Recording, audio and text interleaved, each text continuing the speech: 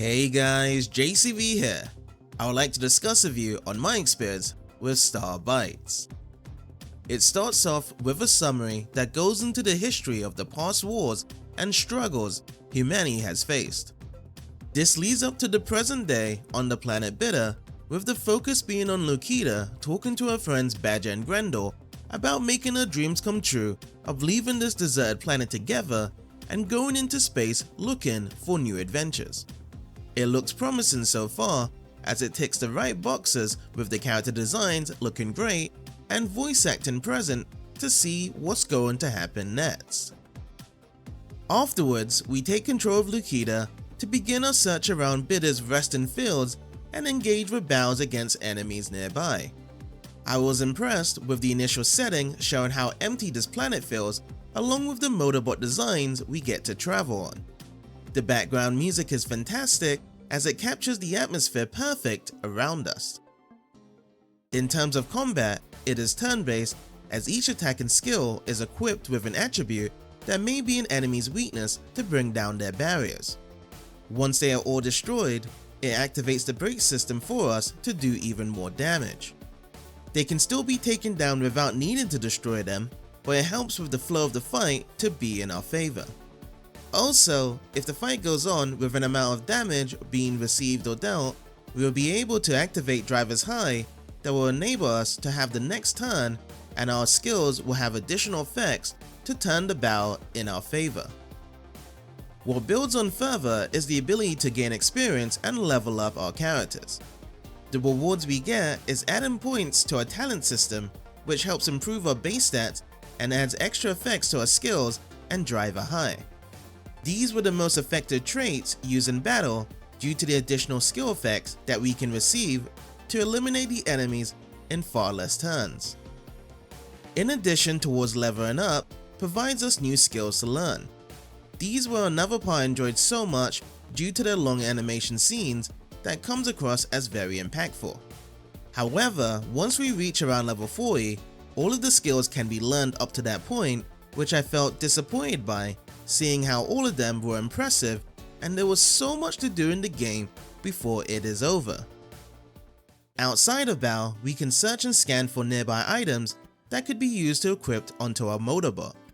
We can change from 4 different parts, which affects our base stats to a certain degree. Also, certain parts may change the motorbot's appearance to give it a nice fresh new look. Later on, other additions can be made by changing our engines and cores to gain even more stats and effects during battle, which by doing all of this would make us feel unstoppable. The only time when we don't feel overtuned would be some of the boss fights throughout the acts, as they each have more barriers and health to take out. Different strategies are sometimes needed, or else it can easily lead us to our defeat. My favorite boss encounter though has to be the Rich, due to its story build-up of robots having no cores inside of them, and the idea of bringing the machines back in order was pretty cool to create this endless scenario effect when trying to defeat it. There will be times where we can come across places to talk with other characters and carry on with the main story. The presentation helps out to make each place feel distinct towards each other, along with seeing the different relationships we get to encounter.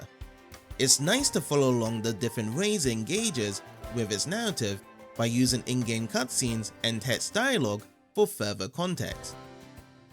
In addition, we can do side quests, as Lukita always likes to help people in need. They can be accepted after certain parts of the story, which helps out with getting additional rewards. However, my favorite part towards these would be the extra world building, as some of them go into the past events of Bitter, along with relationships they've had with other characters. This gave us a better insight towards Fennec on what she did for the people in Bitter, as hearing it from Lukita's perspective tells a different story. Another feature I enjoyed later on would be playing an arcade game in Delight called The Ramsey. I found this interesting being added in, as it felt very refreshing to do something new. I wish this idea was expanded more on with the other areas we've traveled to, as I could see this being done in Chronos 171, where there could have been a mech fighting game nearby the entrance.